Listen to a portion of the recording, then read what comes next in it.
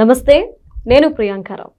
రీసెంట్గా మంత్రి పయ్యావుల కేశవ్ గారు అలానే టీడీపీ సీనియర్ నేత పేర్ల పార్థసారథి రెడ్డి గారు ఒక మాట చెప్పారు. ఏంటి అంటే, జగన్మోహన్ రెడ్డి గారి కుటుంబ నేర చరిత్ర, రక్త చరిత్ర అంతా కూడా ఒక బుక్ రూపంలో ప్రింట్ చేసి ఏపీ రాష్ట్ర ప్రజలందరికీ పంచిపెట్టాలి. ఇది ప్రతి ఒక్కరూ చదివి తీరాల్సిన అవసరం ఎంతైనా ఉంది అని చెప్పేసి ఇది అఫీషియల్గా వాళ్ళు స్టేట్మెంట్స్ ఇస్తున్నారు. ఎందుకు అలాంటి సిచ్యువేషన్ ఏపీలో ఏమొచ్చింది? ప్రతి ఒక్కరికి ఏదైనా మంచి పుస్తకాలు పంచొచ్చు, కానీ జగన్మోహన్ రెడ్డి గారి కుటుంబం అంటే రాజారెడ్డి గారి దగ్గర నుండి మొదలు ఈ పుస్తకాలను ఎందుకు పంచాలి? వాళ్ళ రక్త చరిత్ర, జీవిత చరిత్ర చదివి ఏపీ రాష్ట్ర ప్రజలు ఏం చేసుకోవాలి? ఇలాంటి క్వశ్చన్స్ రేజ్ అవుతున్నాయి. దీని మీద డిస్కస్ చేద్దాం. మనతో పాటు సీనియర్ జర్నలిస్ట్ సిఎస్ రావు గారు ఉన్నారు, ఆయన అడుగుదాం. నమస్కారం సార్. నమస్తే.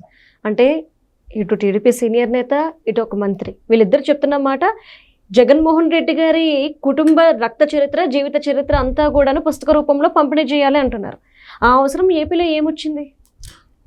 ఇప్పుడు ఆ అవసరం వచ్చింది కాబట్టి తెలుగుదేశం పార్టీ వాళ్ళు పుస్తకాలు ప్రింట్ చేసి పంచాలనేటువంటి ఒక నిర్ణయం తీసుకున్నారు. ఆ విషయాన్ని ప్రెస్ మీట్లోనే పయ్యావుల కేశవ్ గారు అలాగే పార్థసారథి గారు ఇద్దరు మనం చేశారు.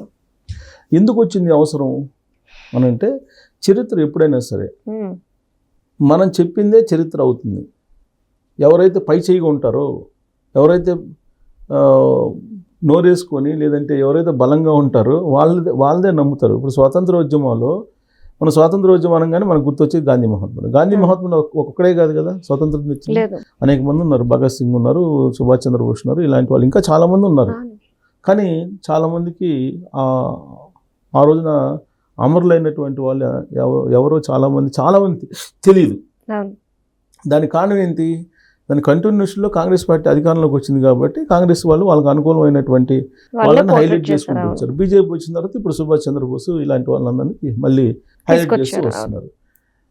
అలాగే తెలంగాణ ఉద్యమం తీసుకుంటే, తెలంగాణ తీసుకొచ్చింది ఎవరనంటే కేసీఆర్ అని చెప్తారు జనరల్గా.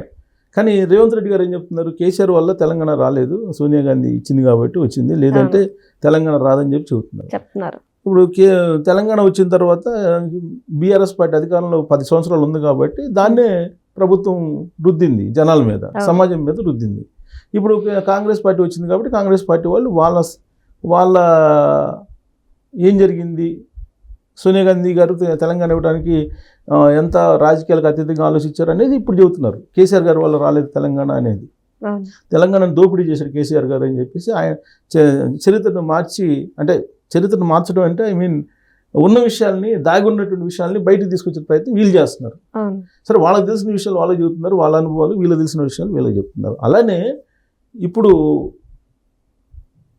జగన్మోహన్ రెడ్డి గారు ప్రెస్ మీట్ పెట్టి చెప్పారు. ఏం చెప్పారు?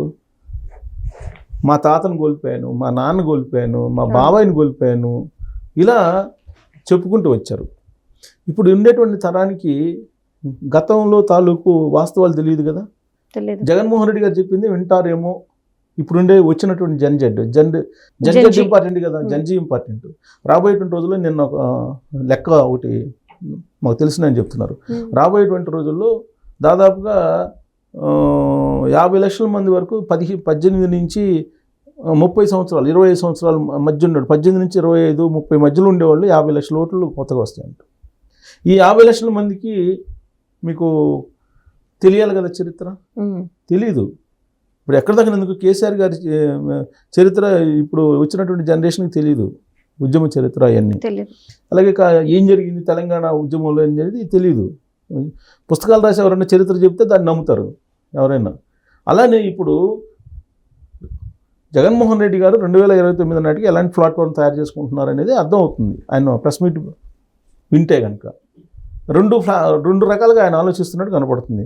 ఒకటి ఏంటంటే, తన తాతని, తన తండ్రిని, తన బాబాయిని కోల్పోయాను ఈ హత్యా రాజకీయాల కారణంగా అనేటువంటి ఒక సింపతిని గెయిన్ చేసేటువంటి ప్రయత్నంతో పాటు ఆయన మీద ఉన్నటువంటి ఏవైతే ఫ్యాక్షన్ ముద్రలు ఉన్నాయో వాటిని కడిగేసుకునేటువంటి ప్రయత్నం స్టార్ట్ చేశారనేది ఒకటి. రెండు ఏంటంటే, చంద్రబాబు నాయుడు గారు ఉండరు నెక్స్ట్ ఎలక్షన్కి, ఆయన ఏజ్ అయిపోయింది అని చెప్పి ఆయన చావు గురించి మాట్లాడారు. అంటే ఈ లోపల ఏదైనా జరిగినా కానీ చంద్రబాబు నాయుడు గారికి అది సింపతి అవుతుందేమో అవతలకి అనేటువంటి యాంగిల్లో మరి ఎందుకు ఆయన సెకండ్ యాంగిల్ని ప్రొజెక్ట్ చేస్తున్నారు, చంద్రబాబు గారి ఏజ్ని కానీ ఆయన చావుని గురించి కానీ ప్రస్తావిస్తున్నారని అంటే హిడెన్ ఎజెండా ఏదన్నా ఉంటే ఉండొచ్చు. ఈ రెండు అంశాలు ఆయన ప్రెస్ మీట్లో కనిపిస్తున్నాయి. సరే, దాంట్లో ఫస్ట్ది ఏంటంటే వాళ్ళ చరిత్ర అసలు ఏంటి, వైఎస్ చరిత్ర. చాలామంది ఏమనుకుంటారంటే వైఎస్ అంటే చాలా గొప్ప ఫ్యామిలీ, వైఎస్ ఫ్యామిలీ అని చెప్పి అనుకుంటారు. ఇప్పుడు ఉండేటువంటి తరం ఏముంది, ఇప్పుడు మళ్ళీ వెనక్కి పోయి రీసెర్చ్ చేయరు కదా. నరేంద్ర మోడీ గారే క్యాబినెట్లో చెప్పారు ఢిల్లీలో.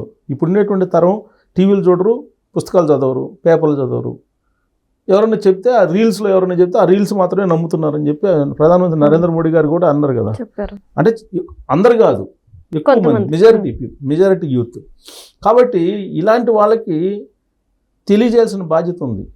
అసలు వైఎస్ ఫ్యామిలీ ఏంది, వైఎస్ ఫ్యామిలీ ముందు బంగారు స్పూన్ తోటి ఏం పుట్టలేదు. అసలు వైఎస్ ఫ్యామిలీ చాలా పూర్ ఫ్యామిలీ అనేది, కూలీ చేసుకుని బతికేటువంటి ఫ్యామిలీ అనేది ఒక మొత్తం చరిత్ర తీస్తున్నారు. ఇప్పుడు రాజారెడ్డి వాళ్ళ తండ్రి వెంకటరెడ్డి ఏంటి, కూలీ చేసుకుని బతికేటువంటి ఫ్యామిలీ. అది అక్కడి నుంచి కదా చరిత్ర. మరి రాజారెడ్డి వచ్చాడు, రాజారెడ్డి ఎలా సంపాదించాడు? రాజారెడ్డి అని అతను ఫ్యాక్షనిస్టులు అతను చంపేసి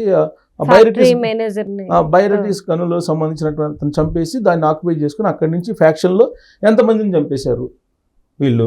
రాజారెడ్డిని ఎందుకు చంపాల్సి వచ్చింది? ఇప్పుడు రాజారెడ్డిని చంపిన అతను ఉన్నాడుగా, ప్రత్యక్ష సాక్షి ఉన్నారుగా, పార్థసారథి గారే కదా. ప్రత్యక్ష సాక్షి ఆయనే కదా. 26 కత్తిపోట్లు ఆయన తిన్నారు, చచ్చిపోయాడు. అతను చంపేసాం, అయిపోయింది, అతను చచ్చిపోయాడని చెప్పి వెళ్ళిపోయారు. సరే, అతను బతికాడు. బతికిన తర్వాత ఇంకా ఎప్పటికైనా మళ్ళీ చంపేస్తారని చెప్పేసి ఉంటే రాజారెడ్డి ఉండాలి, లేదంటే పార్థసారథి ఉండాలి. కాబట్టి రాజారెడ్డిని చంపేశానని చెప్పి చెప్తున్నాడు కదా పార్థసారథి. ఆయనే చెప్పాడు కదా, ఇప్పుడు ఉన్నాడు కదా, జీవించున్నాడు కదా. సో రాజారెడ్డిని ఎందుకు చంపారు, రాజారెడ్డి నేపథ్యం ఏంటి, ఇవన్నీ పార్థసారథి చెప్తున్నారు. అలాగే రాజశేఖర రెడ్డి ఫ్యాక్షన్ ఏ విధంగా చేశారు, రాజశేఖర రెడ్డి మత కల్లోలు ఎలా పెట్టారు అనేది చాలామంది ఇప్పుడు చెప్తున్నారు. ఇప్పుడు ఆ రోజు చెన్నారెడ్డిని దింపడానికి కానీ, జనార్దన్ రెడ్డిని దింపడానికి కానీ, వీటన్నిటిని పీజీఆర్ విషయంలో ఏం చేశారు, వీటన్నిటిని అతని క్రైమ్ నేచర్ ఏంటి అనేటువంటిది చెప్పడానికి ఇప్పుడు పుస్తకాలు వేసి మొత్తం ఇన్సిడెంట్ వైజ్ పరిటాల రవిని ఎలా చంపారు, వ్యాస్ని ఎలా చంపారు, అలాగే మాగుంట సుబ్రహ్మణ్యరెడ్డిని ఎలా చంపారు, దాంట్లో ఉన్న అనుమానాలు ఏంటి, ఇవన్నీ ఒక పుస్తకంలో వేయడానికి సిద్ధమవుతున్నారు. వైఎస్ ఆయన మహానేత అని అనుకుంటారు. మహానేత కాదు, ఆయన వెనక ఏం జరిగింది అనేది చెప్పాలని పుస్తకాలు ప్రింట్ చేయాలని చెప్పి ప్రయత్నం చేస్తున్నారు. ఇక జగన్మోహన్ రెడ్డి గారు ఏంటి అసలు, అతను చిన్నతనంలో ఏం చేశారు, బాల్యంలో, తర్వాత ఎంగేజ్లో ఏం చేశారు, తర్వాత అతను యుక్త వయసులో ఉండగా అతను రాజశేఖర రెడ్డి గారి పట్ల ఎలా ఉండేవాళ్ళు, కుటుంబంలో ఎలా ఉండేవాళ్ళు, ముఖ్యమంత్రి కాకముందు ఎలా ఉండేవాళ్ళు, ముఖ్యమంత్రి అయిన తర్వాత ఎలా ఉన్నారు, ఇప్పుడు ఎలా ఉన్నారు, ఇక్కడ దాకా చరిత్రను తీసుకొచ్చి మొత్తం చరిత్రను వాళ్ళ ఇంకా ఫ్యామిలీ మెంబర్స్ని వాళ్ళందరినీ, ఇప్పుడు ఆల్రెడీ విజయం గారు బుక్ వేశారు కదా అప్పుడు వాళ్ళ ఫ్యామిలీ మెంబర్స్ గురించి. సో అలాంటి బుక్స్ వాళ్ళు ఓన్లీ మంచి మంచి అంశాలను తీసుకొని ప్రజల్లోకి తీసుకెళ్ళి ఇది ఒక అద్భుతమైనటువంటి ఫ్యామిలీ అనేటువంటి క్రియేట్ చేసే ప్రయత్నం చేస్తున్నారు. అందుకే ఇప్పుడు తెలుగుదేశం పార్టీ ఏం చేస్తుందంటే ఇది అద్భుతమైన ఫ్యామిలీ కాదు, ఈ రాష్ట్రంలో ఫ్యాక్షనిజాన్ని కానీ, రౌడీజాన్ని కానీ, లేదంటే నక్సలైట్లను కానీ ఏ విధంగా దెబ్బతీసింది ఇవన్నీ మొత్తం తీసేసి నక్సలైట్లను చర్చలకు పిలిచి రాజశేఖర రెడ్డి గారు ఏం చేశారు ఇవన్నీ మొత్తం ఒక బుక్ వేసి అసలు వీళ్ళు వెంకటరెడ్డి దగ్గర నుంచి ప్రారంభించి రాజారెడ్డి తర్వాత రాజశేఖర రెడ్డి తర్వాత జగన్మోహన్ రెడ్డి, వీళ్ళ హిస్టరీ ఏంటి, వీళ్ళ వ్యవహారం ఏంటి అనేది పుస్తకాలు వేసి పంచుతాము, వీళ్ళ ఏంటి అనేది తెలియాలి అని చెప్పి ఒక నిర్ణయం తీసుకున్నారు. అవసరం ఏంటి అని అంటే ఈ తరం రేపు ఎలక్షన్లోకి కీలకం, ఈ తరానికి వాళ్ళ చరిత్ర జరిగిపోతే ఇప్పుడు జగన్మోహన్ రెడ్డి గారు ఏదైతే ప్రెస్ మీట్లో చెప్పారో అది వింటారు కదా, వినే అవకాశం ఉంది కదా. అందుకని చెప్పి బాబు జగన్మోహన్ రెడ్డి గారు చెప్తుంది కరెక్ట్ కాదు, ఇది వాస్తవం అని చెప్పి చెప్పడానికి విస్తృతంగా ప్రచారం చేయడానికి పుస్తకాలతో పాటు అవసరమైతే రీల్స్ చేసి పంపిణీ చేయడానికి, పెద్ద ఎత్తున ప్రచారం చేయడానికి ఇప్పుడు తెలుగుదేశం పార్టీ రెడీ అయింది. Thank you so much sir. Thank you.